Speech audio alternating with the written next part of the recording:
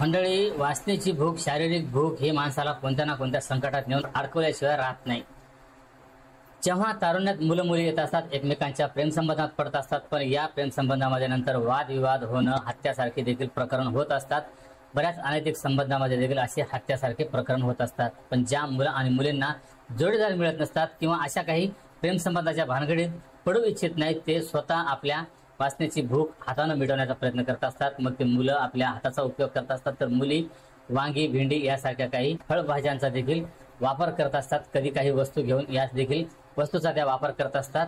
पण असं करणं देखील कधी कधी आपल्या किती अंगलट येऊ शकते, कधी कधी आपल्या जीवावर देखील बेतू शकते। आजची जी घटना आहे एका अशाच मुलीची आहे। या मुलीने देखील आपल्या वासनेची आग शमवण्याचा प्रयत्न केला। या मुलीच्या गुप्तांगामध्ये एक बॉटल अडकली आणि ती बॉटल एवढ्या गंभीररित्या आतमध्ये जाऊन अडकली की या मुलीवर आता सर्जरी करावं लागत होतं आणि त्यानंतर या मुलीच्या जीवाला देखील खूप मोठा धोका होता। काय आहे ही संपूर्ण घटना हेच आपण या व्हिडिओमध्ये सविस्तर पद्धतीने जाणून घेणार आहोत, त्यासाठी हा व्हिडिओ शेवटपर्यंत नक्की बघा।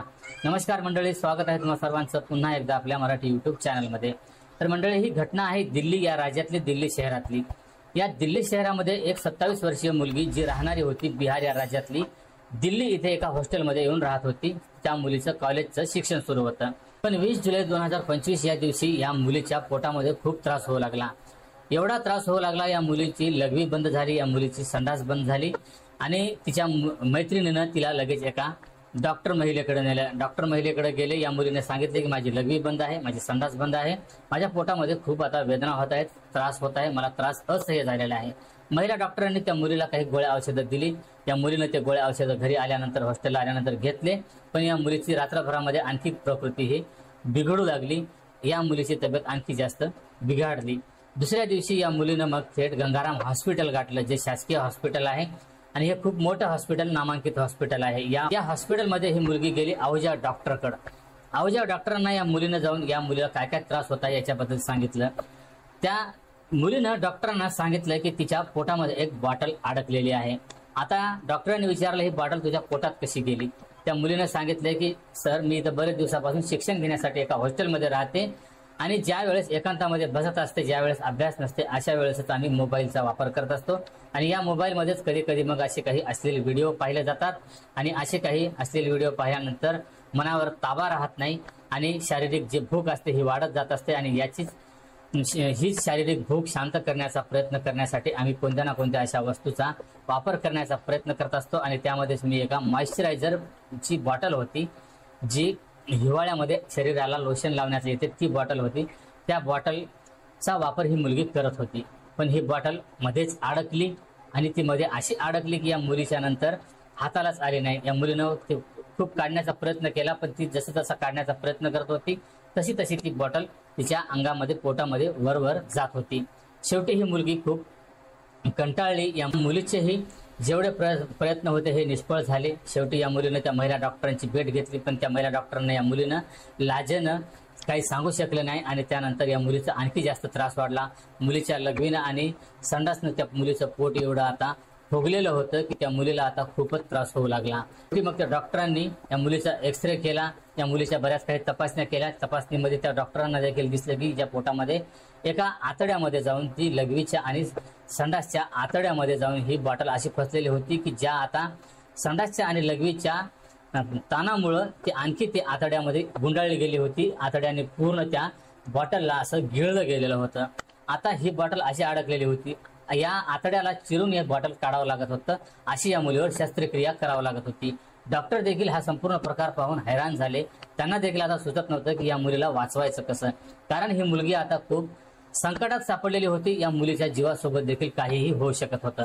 डॉक्टरांनी त्या मुलीला ताबडतोब तिच्या आईवडिलांना बोलवायला सांगितलं आणि तिच्या आईवडिलांनी ताबडतोब दिल्लीला धाव घेतली, कारण ते बिहारला राहणारे होते। तिथे गेल्यानंतर डॉक्टरांनी त्यांच्याकडून फॉर्म भरून घेतला की जर या मुलीच्या जीवाला काही जर धोका झाला तर याला जबाबदार आम्ही राहणार नाही। अशा पद्धतीचे ते ऑपरेशन करताना फॉर्म भरूनच घेत असतात। तिच्या कुटुंबियाने देखील हे संपूर्ण प्रक्रिया पूर्ण केली आणि त्यानंतर त्या मुलीवर शस्त्रक्रिया करायचं किंवा या मुलीला कोणत्या पद्धतीने वाचवायचं याच्यासाठी एक 5 डॉक्टरांची टीम तयार करण्यात आली, ज्यामध्ये doctor Ahuja, doctor Mittal, doctor Ashish, doctor Agarwal आणि आणखी एक डॉक्टर होते, या 5 मोठे डॉक्टर होते. या मुलीला या संकटातून कसं वाचवायचं, या मुलीचं ऑपरेशन कसं करायचं असं हे आता ठरवलं होतं. याच्यामध्ये आधुनिक पद्धत वापरायची आणि ती होती सिग्मा इडोस्कोपी. या पद्धतीने या मुलीचं जे ऑपरेशन होतं हे करायचं ठरवलं होतं, ज्यामध्ये कोणतीही शस्त्रक्रिया केली जात नव्हती. त्या मुलीच्या गुप्तांगातून हे एक पाईप टाकला जात होता, ज्यामध्ये कॅमेरा, सेन्सर अशा काही पद्धतीचे त्याच्यामध्ये म्हणजे आधुनिक पद्धतीचे काही यंत्र असायचे आणि ते यंत्र आतमध्ये जाऊन मग त्या मुलीच्या पोटामध्ये कुठं काय आहे हे सर्व काही दिसत होतं. त्यानंतर डॉक्टरांनी सिग्मा इडोस्कोपीनं हिचं ऑपरेशन करायचं ठरवलं आणि त्यानंतर डॉक्टरांनी हे ऑपरेशन केलं देखील आणि हे ऑपरेशन सक्सेस देखील झालं. हे ऑपरेशन यशस्वी झालं. त्या मुलीची जी बॉटल होती ही संपूर्ण तिच्या आतड्यामध्ये एवढी काही फसलेली होती, पण ही सुरक्षित बाहेर काढण्यात आली. मुलीच्या आतड्यांवर बऱ्याच काही सुजा आलेल्या होत्या. मुलीला गोळ्या औषधं देण्यात आलं. 1 दिवस त्या मुलीला हॉस्पिटलमध्ये ऍडमिट करण्यात आलं आणि त्यानंतर त्या मुलीला आता सुट्टी देखील देण्यात आली. तर मंडळी, या मुलीचा अशा प्रकारे एवढ्या मोठ्या संकटातून जीव वाचला फक्त तिच्या शारीरिक भुकेसाठी, शारीरिक वाचण्यासाठी. या मुलीनं नको तसं असं काम करण्याचा प्रयत्न केला, पण हे काम तिच्या किती जीवावर बेतलं असतं. जर या मुलीवर शस्त्रक्रिया केली गेली असती तर हिचे आतडे देखील कापावे लागले असते आणि आतड्यावर देखील या मुलीच्या इजा झाली असती, ज्या ऑपरेशनमध्ये या मुलीचा जीव देखील जाऊ शकला असता. पण आता सध्याच्या आधुनिक काळामध्ये आधुनिक पद्धतीने जे ऑपरेशन झालं त्यामुळे या मुलीचा जीव वाचू शकला.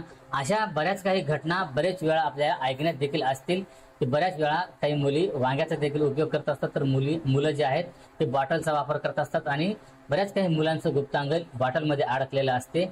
तर बऱ्याच काही घटनांमध्ये असं देखील ऐकलेलं आहे की वांग देखील हे मुलींच्या गुप्तांगामध्ये अडकलेलं असते. तर मंडळी, ही संपूर्ण घटना तुम्हाला ऐकवण्यामागचा उद्देश कोणाच्याही भावना दुखावणे किंवा कोणालाही बदनाम करणे किंवा कोणाचीही दिशाभूल करणे हा नसून फक्त या घटनेतून तरुण मुलं मुली सर्वच लोकांना या घटनेतून सतर्क करणे, सावध करणे हाच उद्देश आहे. तर मंडळी, या संपूर्ण घटनेबद्दल तुमच्या प्रतिक्रिया कमेंटमध्ये अवश्य कळवा आणि जर हा व्हिडिओ आवडला असेल